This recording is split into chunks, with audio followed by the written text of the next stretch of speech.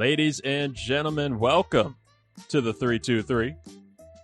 I am your host, Reed Murphy. I'm really happy for you. I'm gonna let you finish. Who the fuck is that guy?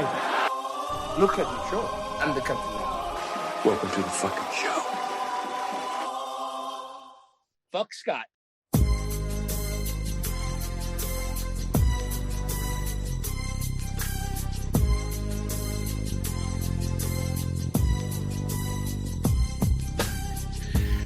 That's right, folks. Greetings, college football fans, and welcome to another thrilling episode of College Shame Day, proudly presented by the 323 Network. I am your host, Scott Ellia, and we've got an action-packed show for you this evening. From latest coaching carousel twist to an in-depth preview of the championship weekend, we've got it all covered. So without further ado, let's jump on right in there. But before we do, we have another guest with us this week, the champion that just props up everybody and gives everyone a platform to speak their minds. Reed Murphy. How you doing, Reed? I'm great. That's the exact kind of intro I would love to always have. No matter what cancelable thing you might try to say out of pocket on any show, I got you. Listen, this is my show. You can't cancel me off of my show. You're much less out of pocket on your show than you are on my show. I feel like we just reverse roles when we kind of flip back and forth. I feel like this is your time where you can kind of like sit back and relax a little bit and let me take the reins. You can kind of throw in your little quips. And then on the Ricks versus Grips shows and the Sunday hangover shows and things like that, that's when I can kind of sit back, and that's when I play the peanut gallery and just try to slip you up every once in a while. Oh, and God forbid Luis Martinez gets us both on his show. Oh, no. Now that would be a wild ride. And speaking about wild ride, Reed, how about this coaching carousel that has just going off right now? That scared the shit out of me. Oh, yeah, I shouldn't probably play that around you. Got some PTSD. But, man, speaking about PTSD, I don't know what's going on at Texas A&M with their coaching search right now, because they just hired Mike Elko, Duke's head coach, who was the previous defensive coordinator under Jimbo Fisher there in Texas A&M. And apparently he was actually the second option behind Mark Stoops of Kentucky, but allegedly Texas A&M fans had just started rioting online. So Texas A&M had to pivot last minute, and they just went with Mike Elko.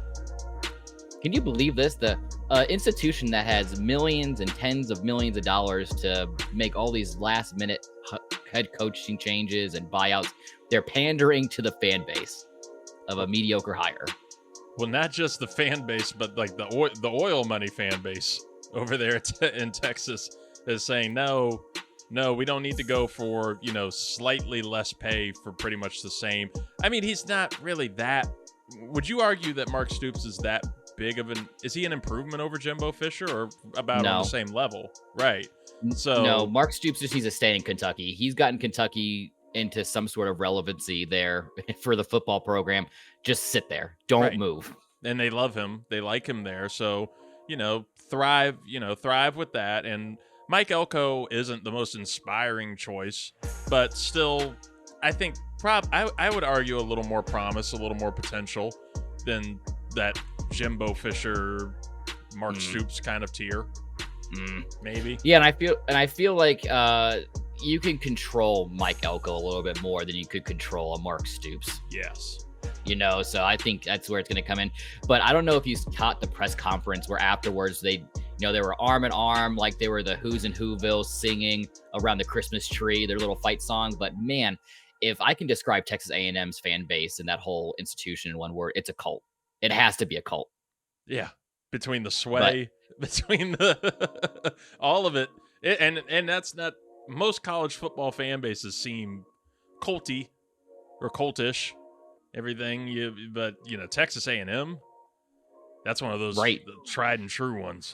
And one other fan base that it's kind of teetering right now on a cult-like atmosphere, and that's the JMU Dukes, who recently lost their head coach Kirk Cignetti who's leaving for Indiana. And good for him. I think this is a great hire by Indiana. You guys look at the body of work that Cignetti has brought to JMU and getting them competing in the FBS level, 2 years into that. So it's a great hire there.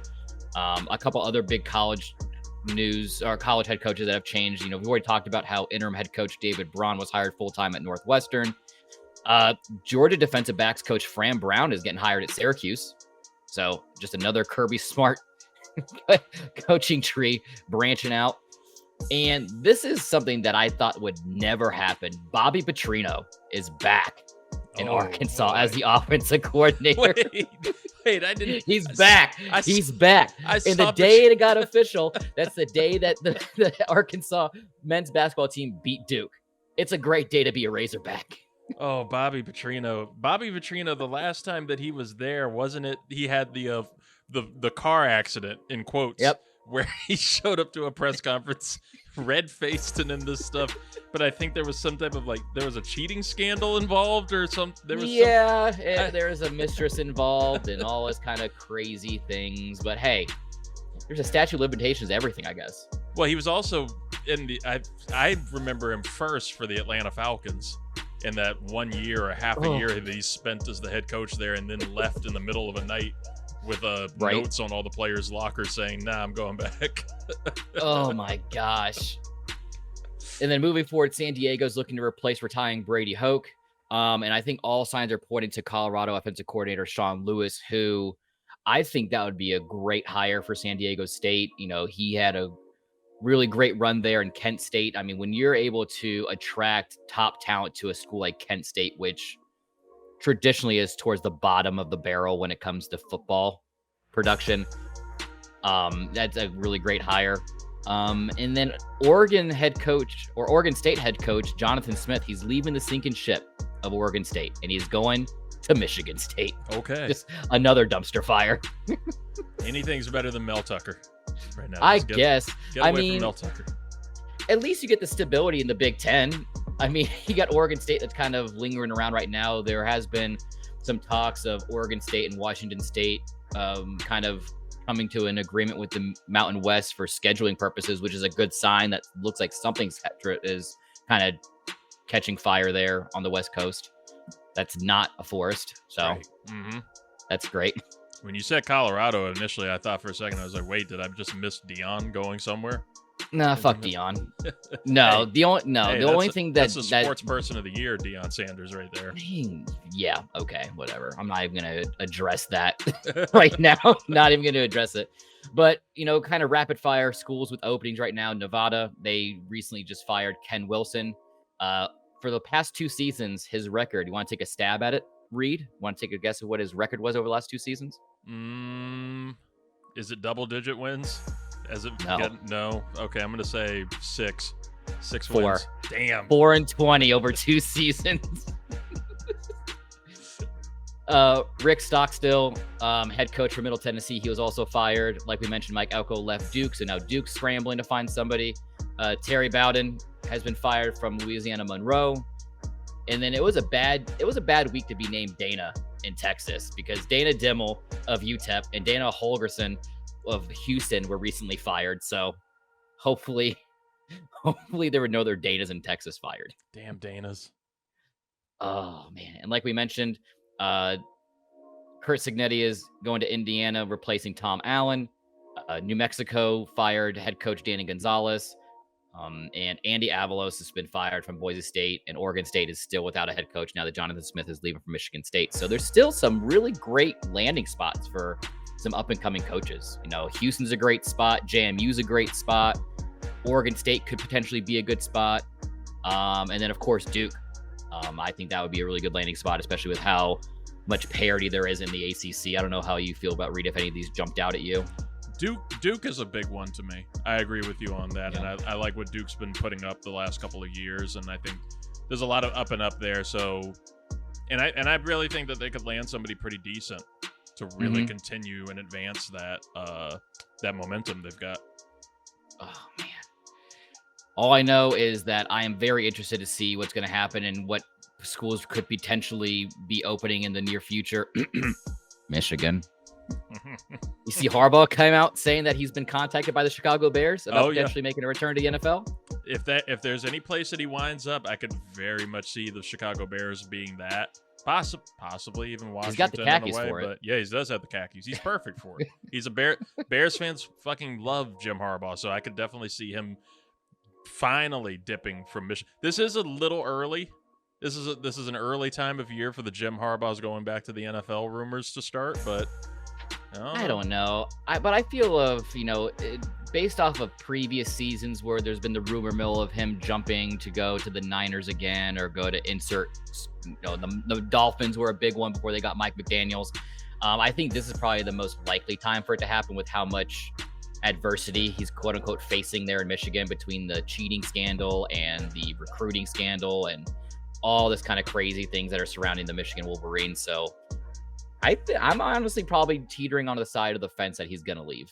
I could definitely see this being the year that if he's going to ever leave Michigan, this would be it, and to go to the NFL. And then, if, say, shit goes south in the NFL, it doesn't work out, I could see him easily returning. I mean, he'll easily return to college football, but I could see him easily returning to Michigan, especially if they win championship this year and everything. Whoever follows him probably is not going to have the same kind of impact that he's had on that school.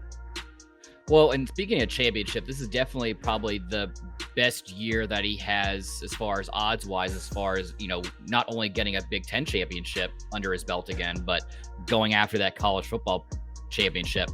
Because, folks, championship weekend is upon us, and the matchups are intense. From Power 5 battles to Group of 5 showdowns, there's something for every football fan. Personally, everyone knows that I'm excited for Florida State versus Louisville. But I do have a surprise for you for not only for Game of the Week, but for the Wheel Degenerate betting slip. So everyone stay tuned here in a little bit. Kind of rattling off for the Group of 5 game, or for the Power 5 games. We got number 5 Oregon versus number 3 Washington for the Pac-12 that are playing. A little peek behind the curtain tonight, because we are recording this on Friday. It is past 8 o'clock, so they are about to kick off.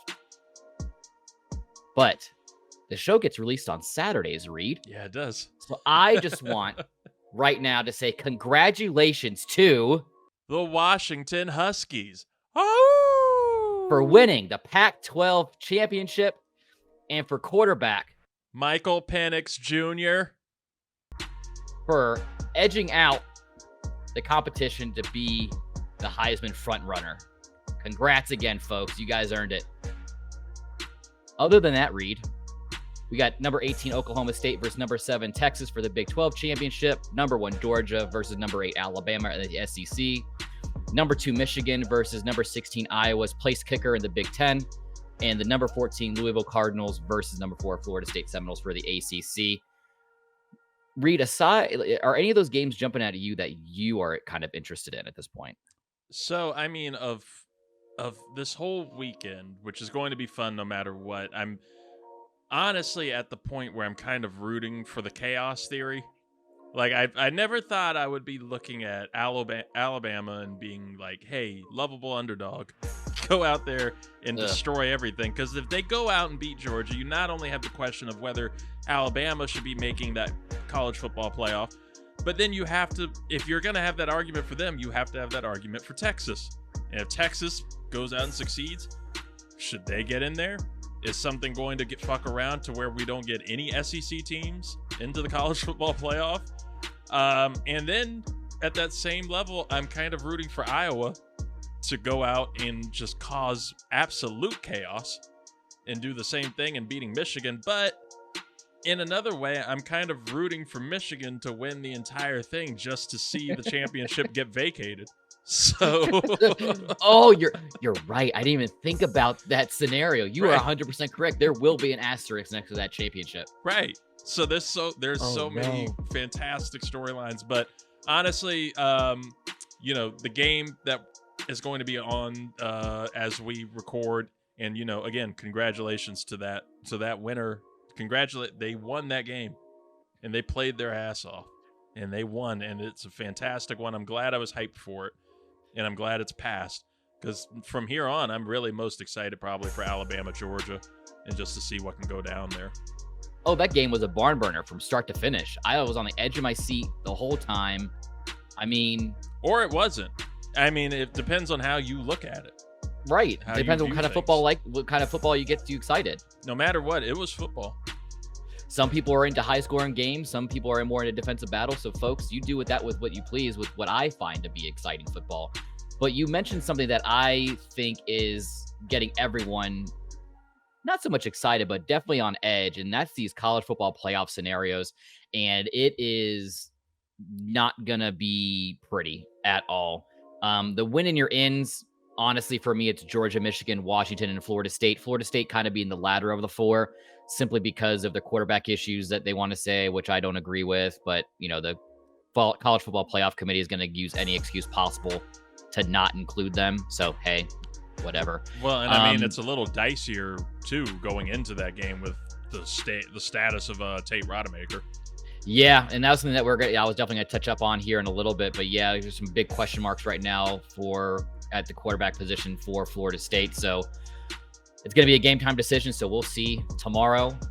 As for number 5, Oregon, you know, for them to be able to set themselves up the best way possible to get into that playoff, they got to win the Pac-12 title. Someone in that top 4 has to lose, because in my opinion, they are the top one-loss program in the country. You know, they are the next one up, which I feel would be more exciting football getting Bo Nix and that high-powered Dan Lanning-led offense. I would love to see Oregon face off against Georgia, have Kirby Smart and Dan Lanning play against each other. That would be amazing to watch. Absolutely.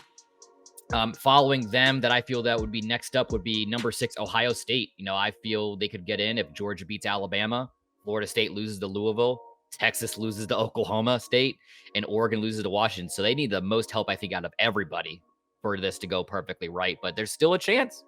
There's still a chance that the Buckeyes can still make it. After them, these ones are kind of a little bit more cut and dry. For number 7, Texas, of course, beat Oklahoma State. Hope Florida State loses and Georgia beats Alabama, which I feel is going to end up happening. And then for Alabama, win that SEC title over Georgia, and have Texas or Florida State lose for them to get in. Because that's where a lot of this situation gets sticky, is what if Alabama beats Georgia? Or is the champion going to go? Is Alabama going to go in over Georgia? Are both of them going to go? Who knows? But the only thing that I do know is that if the college football playoff committee needs any kind of justification to put as many SEC teams in there as possible, and if you listen to talking heads like Kirk Herbstreit, who's a Big Ten homer, and Paul Feinbaum, who's a SEC homer, and then you got ESECPN pushing the narrative. The likelihood of Florida State getting into the playoffs are just dwindling at this point, but I digress. That's why they just need me on the committee, and it's shameful. I'm looking at grit and shame. Grit and shame. Oh, but you talked about shame, Reed, and that is what could be the last weekly installment of the Shameful 8. I know. Oh, man. That's right, folks. It's time for the Shameful 8. My top teams going into championship weekend.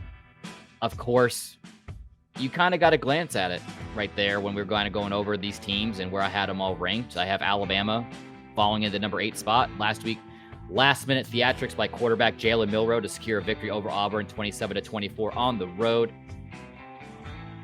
Coming in at number 7, we got Texas last week, crushing Texas Tech 57-7 at home. They did what they needed to do to secure that berth to the Big 12 Championship this week against Oklahoma State.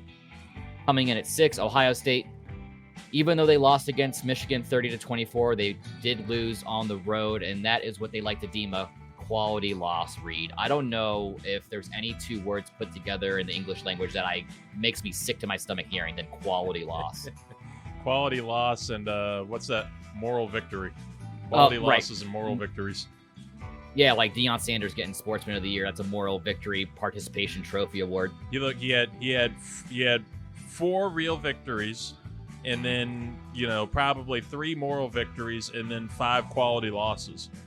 He got 2 wins too many than he should have had. But Anyways, for Ohio State, it's kind of a waiting game. They're kind of in limbo. I'm actually honestly projecting them to go to the Orange Bowl against whomever loses the ACC championship game, whether it's Louisville or Florida State. So more to come there. Coming in at number 5, we got the Oregon Ducks last week beating Oregon State 31-7. Speaking about Oregon State really quick, Reed, did you see that Oregon State starting quarterback DJ U, that I will not ever try to pronounce his last name? He is now in the transfer portal. He's kind of debating if he wants to go to the NFL draft or change schools again. I'd be shocked to see him leave Oregon State. I've thought that Oregon State has been a really good landing place for him and a good rebound spot. I honestly feel the same way. I think it was really a great recalibration year for him to get away from Clemson and Dabo Swinney, to get back to the West Coast, closer to family, get to kind of more smaller mid-major Power 5 team, just kind of get the yips out of there, because he definitely was facing that in Clemson. I think right now the two landing spots for him potentially could be Oregon, with Bo Nix leaving after a decade of college football for him. And then Florida State has been linked to him too. You know, head coach Mike Norvell loves going after that transfer portal. And I think with the question marks right now around Tate Rodemaker and that QB room, you know, if you're able to get a seasoned talent like DJ coming over for a rent a year, it's worth it. Yeah. And I mean, just at least throw him in there. The transfer portal has been a major talking point this past week, especially with quarterbacks. I mean, even our guy, Talia Tagovailoa, we talked about him a couple weeks ago. Everything and talk of him potentially trying to get some type of waiver to go play for another school, possibly Miami.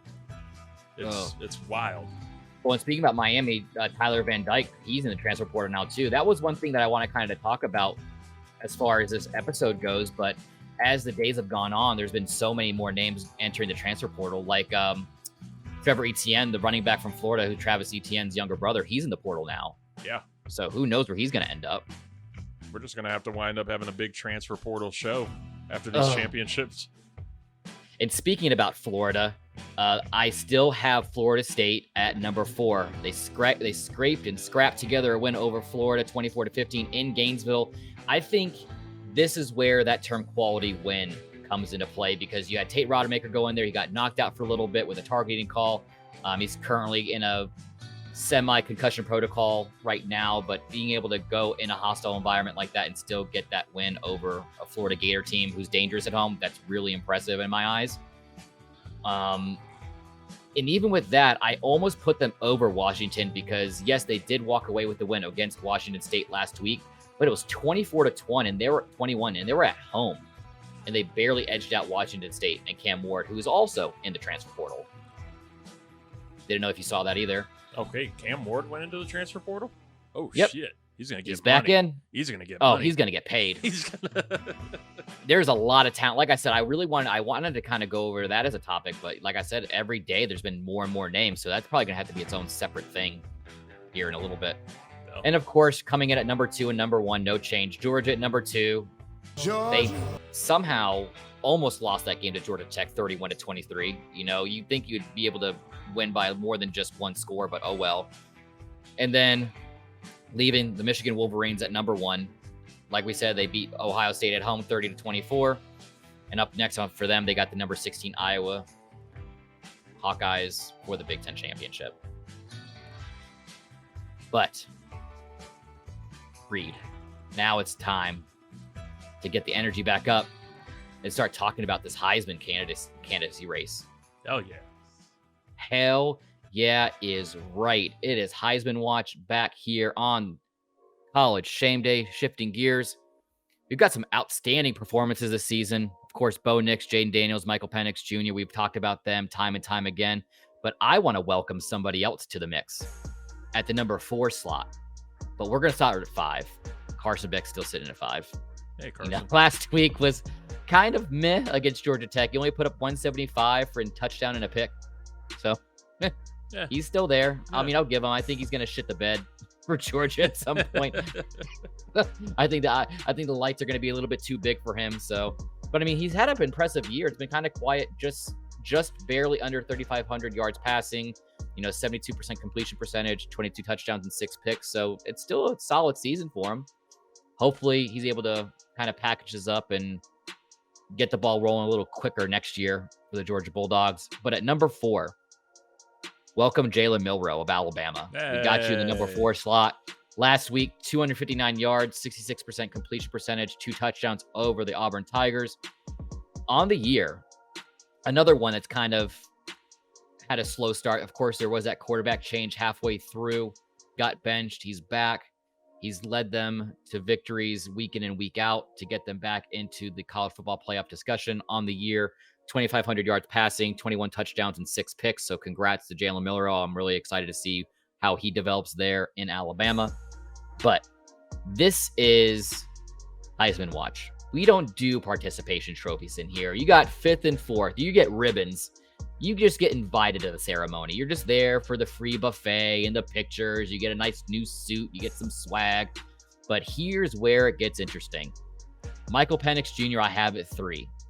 Simply because of that Washington State game. 200 yards passing, 2 touchdowns and a pick. Barely over 50% completion percentage. You can't do that against a team like Washington State. That's your chance to come out, go guns a-blazing like Bo Nix did, which we'll get in here in a second. But still on the year, just under 3,900 yards passing, 32 touchdowns and 8 picks. So he's definitely deserving to be in that top 3 of Heisman candidacy. And I'm excited to see what could potentially happen as far as the NFL draft goes. Because he is just creeping up that board. Yeah. I'm very curious to see what he would look like in the NFL. Right. I think he would transition well. I think he would do well. I think he still is a project. He's got good bones to him. He's got good. He's raw, as they like to say. I think it just depends on where he lands. So either way, but due to the Brian Kelly effect there in LSU, I'm going to have Jaden Daniels still sitting at 2. I mean, even though with the numbers that he's put up this year have been extremely impressive, when it comes to voting for the Heisman, you got to look at the total body of work. And part of that is how successful the team was overall with wins. You got to lead your team to victory like he did last week over Texas A&M, 230 yards, 4 touchdowns, which on the year puts him over 3,800 yards, 40 touchdowns and 4 picks.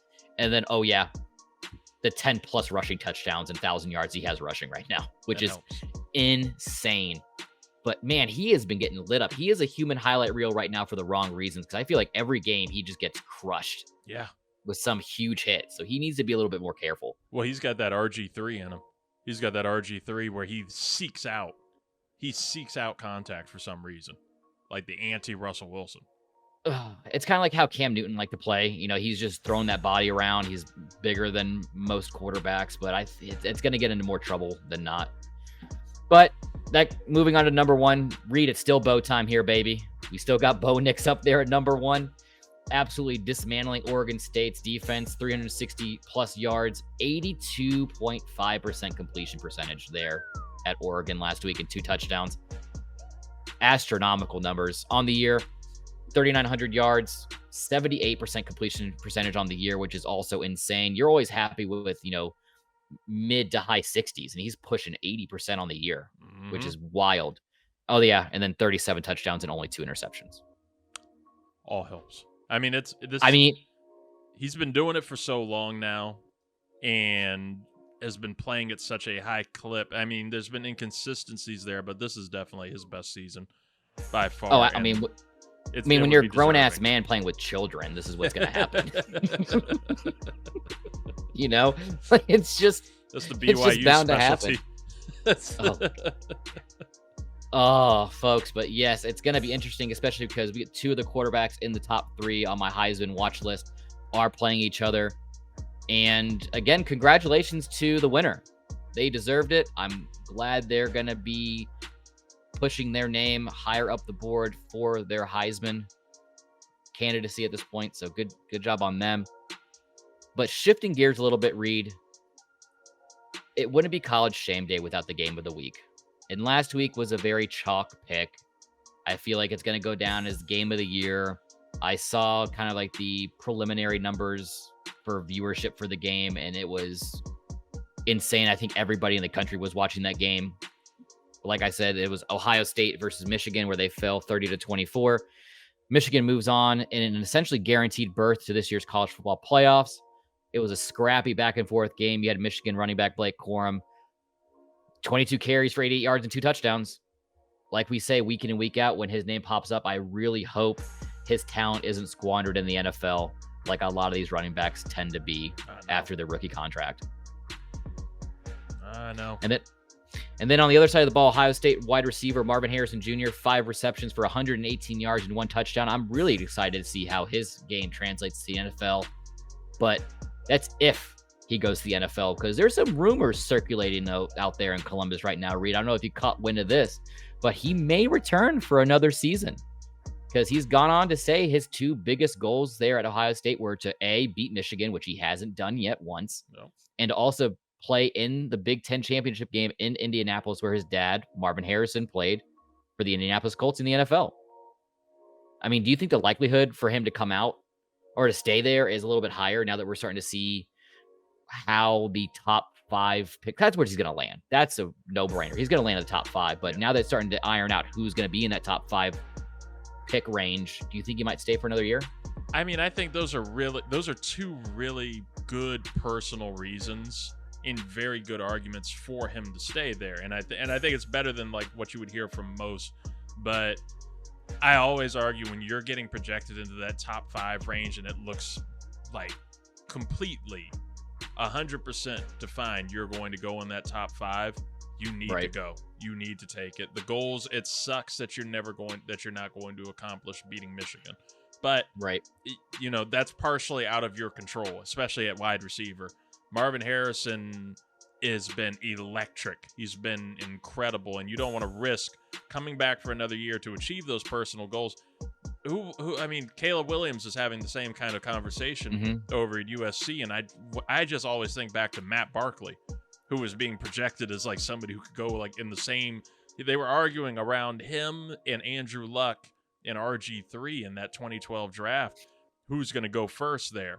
Right. And Matt Barkley says, I've got unfinished business. Returns to USC, gets hurt. I think he gets drafted somewhere the next year in like the 6th or 7th round. So it's just a massive risk to go about that. And for me, I just personally believe Harrison returns. And personally, I also hope he does, as I am a fan of a team that now has a top 5 draft pick right now. But no, you're right. Like you're running the risk of having some detrimental injury that not only could take you out for the season, but I mean, it could be career threatening at that point. And yeah, you're getting some NIL money, but is it still worth it at the end of the day? Because even having a down year, if you have a down year, that could push your draft stock down a little bit to get to a more accomplished team, which at the end of the day would be your main goal.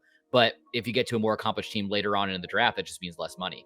And I think that's Caleb Williams' big thing right now is, does he want to come out and be that potential number 1, number 2 overall pick, get paid some money and be on a team that's kind of floundering right now, or return for another year, get another Lightning McQueen car off his NIL deal and start saying ka-chow all over Southern California? Did you see that? Did you see that video, by the way? I did not see that, but I'm just thinking about it now. I'm visualizing the idea. I'll send you a clip. Ka-chow.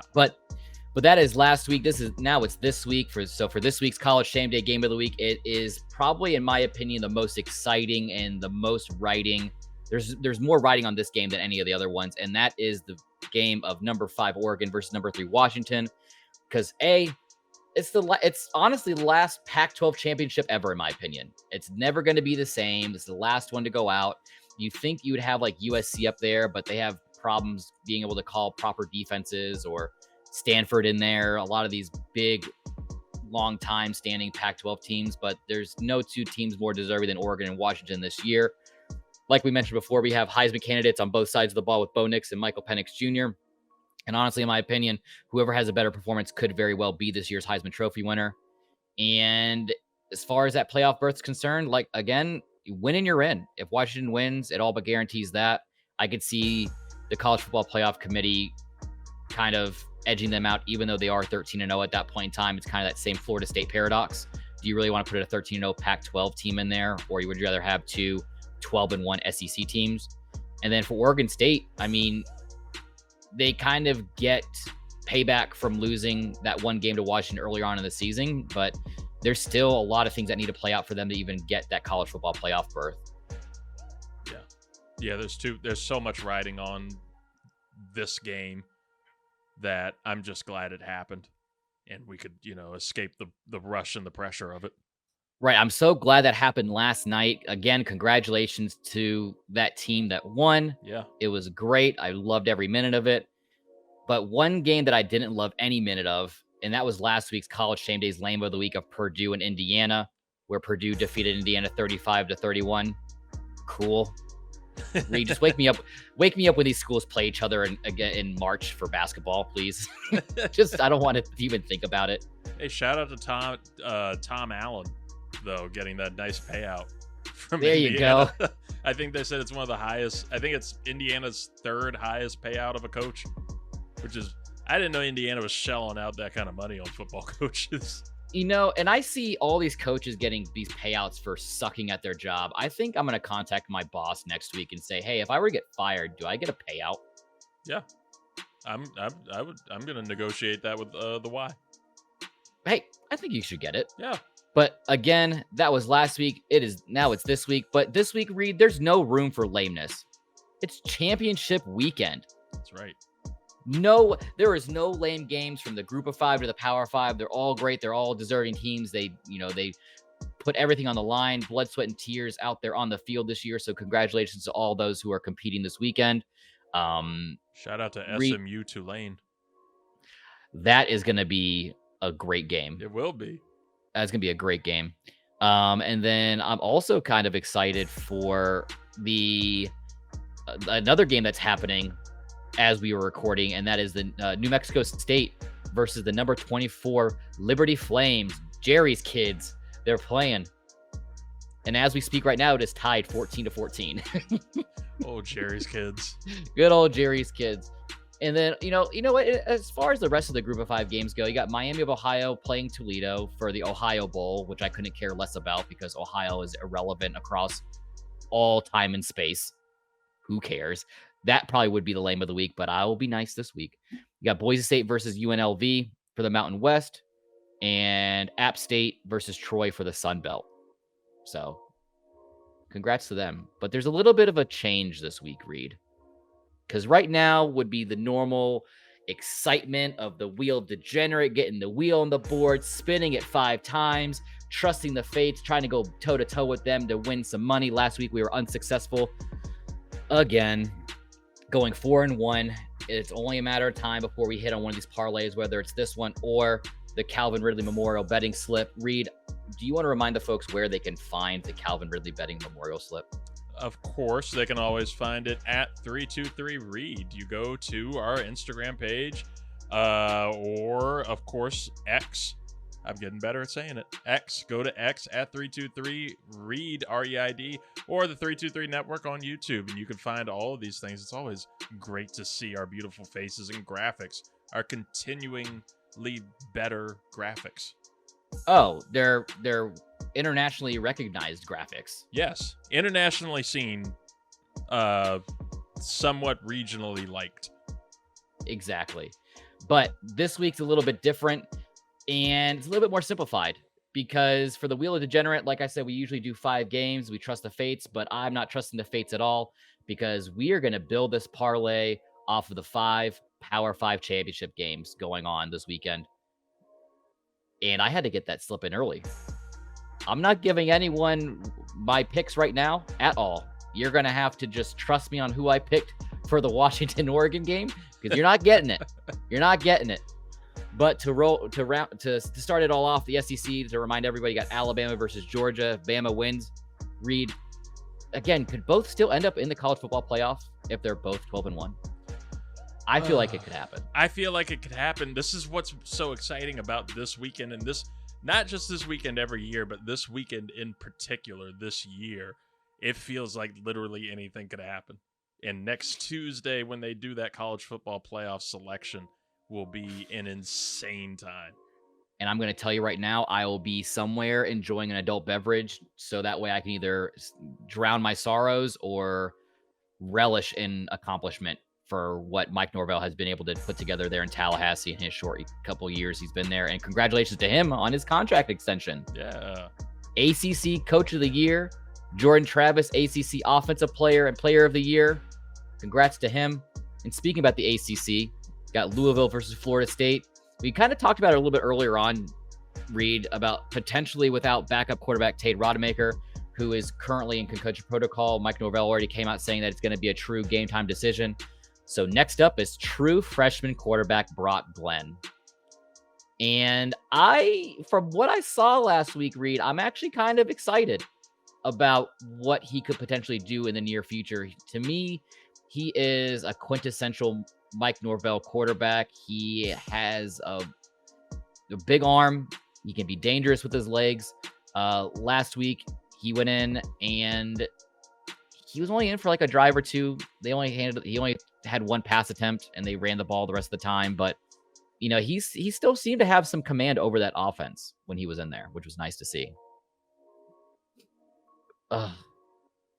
This one, I don't even know. I was looking at this game, Reed, and I was going to take the points for the Big Ten Iowa-Michigan game. Is Iowa going to score a touchdown? Watch this be the game that they just blow up. Watch this be the one that they go off. And I think it goes without saying who I'm going to be putting money on this game with. It's going to be the Michigan Wolverines, but I'm tempted to fade myself and drop another $10 and take Iowa on the money line. I'm considering it too. Iowa's just one of those sneaky teams this year. They're little troublemakers. They're little scamps over there in Iowa. Those Hawkeyes. Oh man! Speaking about scamps, do you want to know who their leading scorer is right now for their team? Who? Take a guess. Take a wild guess. Please tell me it is my Lord and Savior Drew Stevens. It is your Lord and Savior Drew Stevens, the place kicker, the kicker for the Iowa Hawkeyes with 73 points on the season. Congratulations, Mr. Stevens. Oh, big head. Oh, big head. I think this graphic for the Big Ten championship game that we're going to have releasing on the College Shame Day Instagram page at 323 College Shame Day is going to be the first graphic he's ever been on. It has to be. Groundbreaking. And you know what? And I genuinely applaud him. Like that's good shit. He is literally keeping that school on his feet, more likely. Good for Drew Stevens. My. Good for him. I mean, just so much swag. Oh boy, but moving on to the Big 12, Oklahoma State versus Texas. Reed, this is a story that kind of got swept under the rug pretty quick. This morning around 6 o'clock, outside of an Oklahoma State fraternity, they found a dead Longhorn. And police are currently investigating. Currently, it could carry felony animal cruelty charges to those involved. This has to be adding more fuel to the fire for Texas, right? Oh, it has to be. This is dangerous. This is what sets it off, and it's so fucking stupid. It's so stupid of that fraternity and whoever. I mean, even their legal attorneys and all their representatives. And this is a fraternity that's been around since 1905. All the representation. And it's an agriculture fraternity, right? It's a fraternity that should be not doing this. And their representatives are saying, you know what? No, we're gonna let law enforcement handle this one. Because it had some type of expletive carved into the poor thing, and its stomach carved open, and it's just such a stupid throw the book at him. Thing. It's a completely senseless act to do. You'd think in the year 2023 of our Lord and Savior, Mr. Stevens, he's like you would think that people would have some kind of morality to them than doing things like this. You would expect this like in the early, like late 1800s, 1900s kind of thing. It's kind of chalk for that time, but no, do better. And that's truly shameful. And the fact that it's left in front of their in the yard of not even hiding it. Didn't even try to like go take it to like wherever Texas is staying. Like just I'm gonna have to see if there's a prop bet available on one of these betting sites for which game has the highest odds for a PETA sit-in. It's going to be this game, and you're going to have a lot of these groups coming in to boycott the game, sitting at the 50-yard line and not letting anyone play simply because of this. I could easily see that. If there's anybody that's going to be out here successfully and justifiably killing cattle, it's going to be UGA. That's it. That's the only one you can allow. That's right. And then last but not least, the Pac-12 Championship, Oregon versus Washington, QB battle of the century.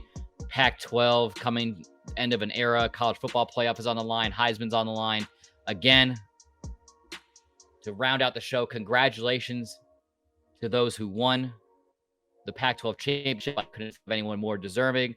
But that is a wrap for this episode of College Shame Day. Championship weekend is here. The excitement is palpable. Stay tuned for the playoff picture to unfold. And join us next time as we break down the aftermath of these epic matchups. And hey, Reed, again, don't forget to connect with us on social media. Yes. You know, we're a great time. Come chat. We are. You know, follow us at 323 College Shame Day on Instagram. And like Reed said, at 323 Reed on Instagram, YouTube, and Facebook. Plus, catch the show wherever podcasts can be found. I still haven't changed up from Spotify. I know last time I said I would look into it. But it's the best time of year. We got Spotify wrapped right now. And we were popping off apparently this year. Like it's been great growth, and we love and appreciate all of you, especially and I know on YouTube College Shame Day kills it. So, you know, hang out with us. And we're gonna get Scott on X. We're gonna get a 323 College Shame Day X because it's so much fun. I was just how you love to argue with Colorado fans. I was arguing with randomly. I don't know where this came from, but I'm out here battling San Diego Padres fans about Juan Soto and how good he actually is. It's just fun. We're lovely. We love to hang out with you. You know what? I think you convinced me. I will download X this evening, and I will put it on there, and it will be at 323 College Shame Day. Hey, congratulations. If I had a fanfare button like you do on your side of the building, then I would put it on there. But until then, thank you all for joining us again. Have a very shameful weekend, championship weekend. We'll see you next time. Fuck Scott. Yeah, I like that.